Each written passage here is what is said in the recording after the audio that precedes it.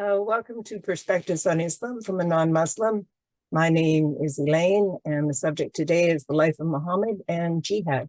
Now, the life of Muhammad is referred to as the Sirah, the biography, and it's contained here in the Hadith, the stories and examples of the life of Muhammad, and also the Quran. Now, everyone's familiar with the Quran. What a lot of people may not realize is that fully 64% of the Quran is about the non-believer. It's called the Quranic arguments, discussions about who the non-believers are, how they should be treated. So for this reason, it's important that we know something about the life of Muhammad. Now, the Quran is not in chronological order and needs to be put in context. So I use The Life of Muhammad by Ibn Ishaq. It was written in the 8th century and is considered one of the most authoritative texts.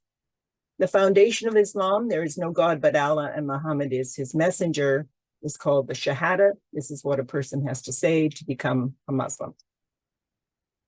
So the Quran is Allah, the Sunnah, that's the life, the example of Muhammad, is the Sirah and Hadith.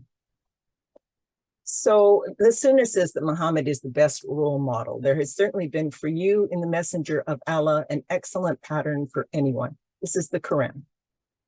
That he who obeys Muhammad, the messenger, has obeyed Allah. So this is why he's very important. So the story of his life is he was born in 570 in Mecca. He was orphaned at an early age. His father died before he was born, then his mother died, and finally his grandfather when he was 8. So he was adopted, well, raised by his uncle Abu Talib. And all were of the Quraysh tribe. And the Quraysh tribe are the ones who looked after the Kaaba. The Kaaba had many idols, functioned as a community center, and Mecca was a polytheistic society. Each tribe had its gods, and everyone got along fairly well. So Muhammad drove caravans for his uncles, and in doing so, he met Khadija. She was older than him, a very wealthy and successful businesswoman. She was much sought after, and he doubled her investment on one trip, and she was very pleased with him, and she proposed a marriage. They were married for 25 years, and during that time, they had 6 children. 2 of them were boys, but they died. They raised 4 girls. The most famous is Fatima, and this all occurred in Mecca. However, there were issues in Mecca. After 15 years of marriage, Muhammad started having visions, and he said the angel Gabriel had commanded him to read. Now, everyone knew that Muhammad was illiterate, so it seemed that these revelations were possibly coming from Allah, but he thought he might be going mad or a poet.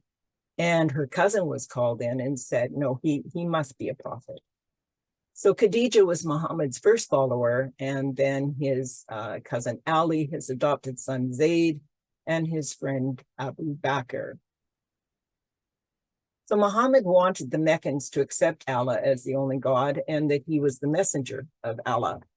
Muhammad cursed the gods of Mecca. He criticized the Meccans. He said those who did not follow Allah and their ancestors would burn in hell.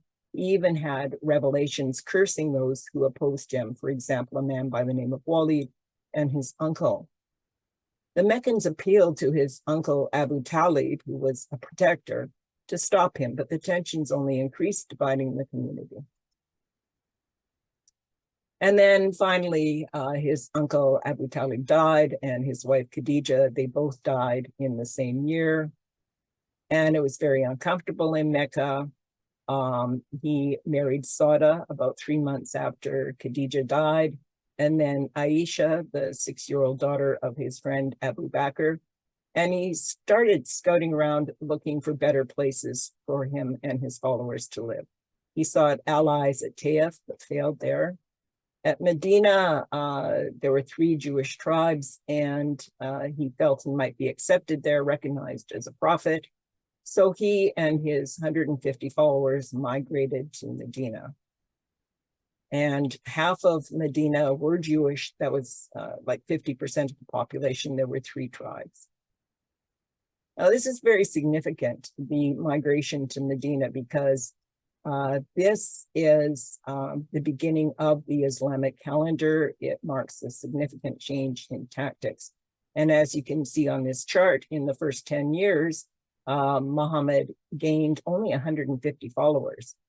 And in the next 10 years, or the first 13 years, 150 followers. In the next 10 years, 100,000. And that's based on the number of jihadis that would be in a battle. You can calculate the size of the population that would support that number of warriors. So a significant change happened with the move to Medina. He constructed the first mosque when he got there. He consummated the marriage to Aisha when she was 9. He had 10 more marriages for a total of 13. And he became a military leader and politician. And in order to support themselves, they began raids on the Meccan caravans and established in Medina something called the Covenant of Medina with the Jewish tribes there. So it was establishing a basis for law and government, early Sharia, and the Muslim Ummah that excluded others, that the Ummah were to themselves to look after themselves. So the first mosque was used as a court for trials, verdicts, and decrees. It was also used as a place to carry out sentencing, such as stoning, a place for family law. It was a war chamber, storage for weapons, receiving foreign delegations, and even used as a prison for war captives. So you see it had many functions, many of them very political.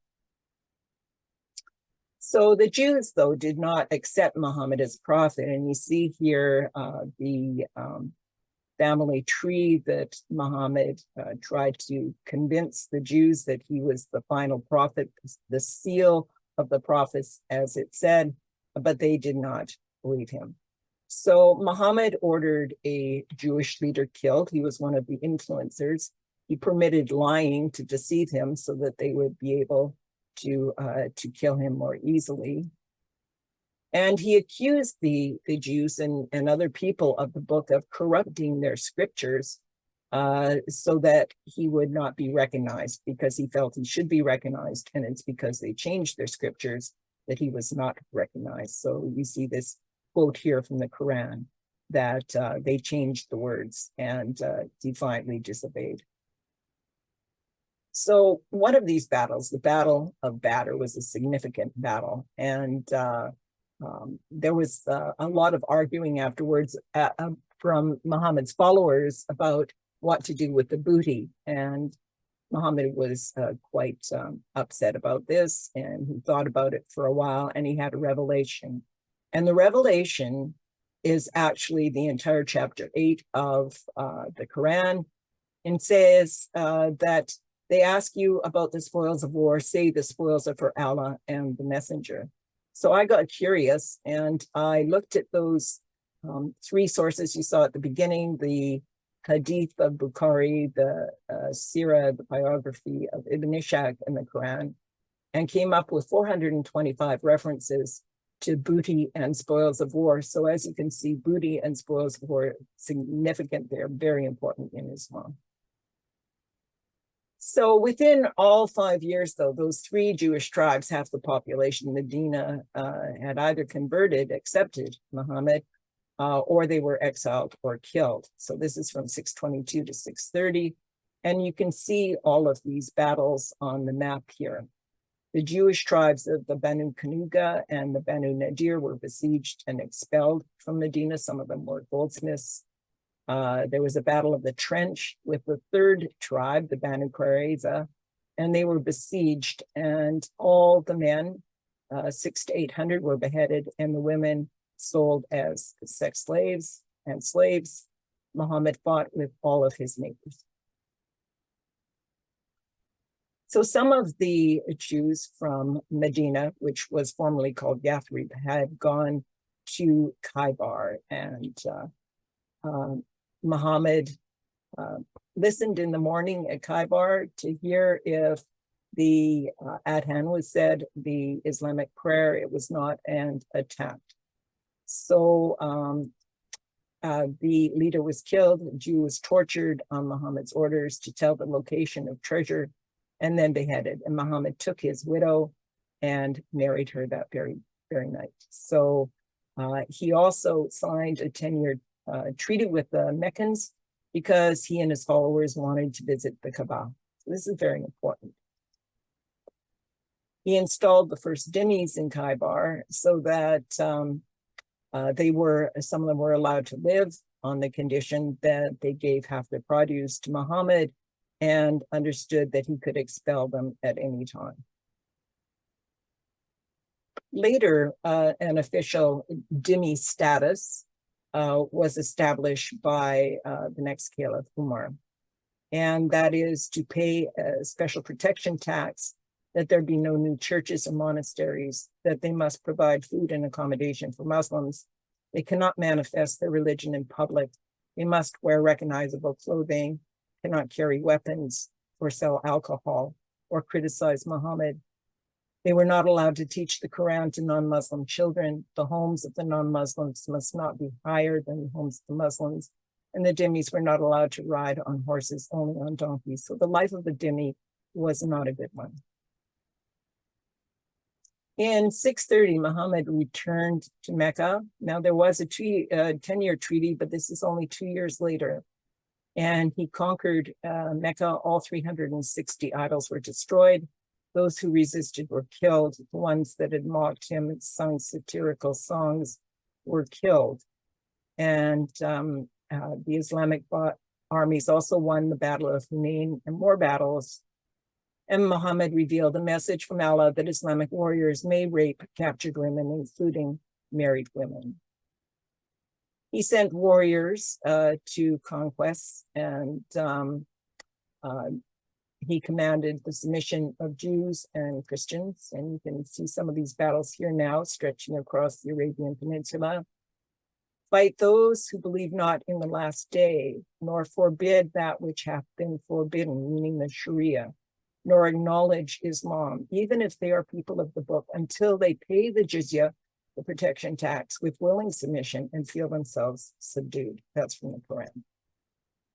In a 9-year period, Muhammad personally took part in 27 raids. There were 38 other battles and expeditions for a total of 65 armed events. Now, that's not including assassinations and executions, for an average of 1 armed event every 6 weeks. And these are the battles that are recorded in the book I showed you, Ibn Ishaq. If you look on Wikipedia and other sources, you'll see battles totaling about 95. I take the lower number. So after 10 years of jihad, there were 100,000 Muslims. And I explained that this is extrapolated from the number of jihadis that could take part in a battle.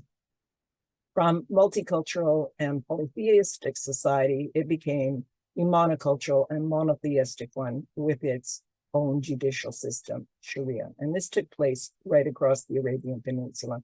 On his deathbed, Muhammad cursed the Jews and Christians who died in Aisha's arms. He said, expel the pagans from the Arabian Peninsula and continue giving gifts to the foreign delegates as you have seen me dealing with them, which is very political. This is a form of influence. Muhammad's success was primarily political from what we see here. Had Muhammad continued with only preaching religion, we can extrapolate that there would have been 265 believers at the time of his death, based on the fact that in the first 13 years, there were only 150 followers. And in the next 10, it was the entire Arabian Peninsula. So the migration to Medina is extremely important. It's called Hijra. This was a political migration. The calendar begins then. It symbolizes the change of tactics, jihad, and booty. And from the Quran, those who believed and migrated and fought in the cause of Allah, and those who gave them shelter are the true believers. There are 3 stages of jihad. First, Muhammad was a preacher. That would be phase 1. He went to Medina as a supplicant. Then he became a totalitarian politician and owner of slaves and sex slaves, a military leader who participated in an average of one act of jihad every 6.5 weeks for the last 9 years of his life, and committed acts of genocide against Jewish communities. So the Quran says about jihad that fighting is prescribed for you, and that Allah has preferred in grades those who strive hard and fight with their wealth and lives above those who sit at home by huge reward.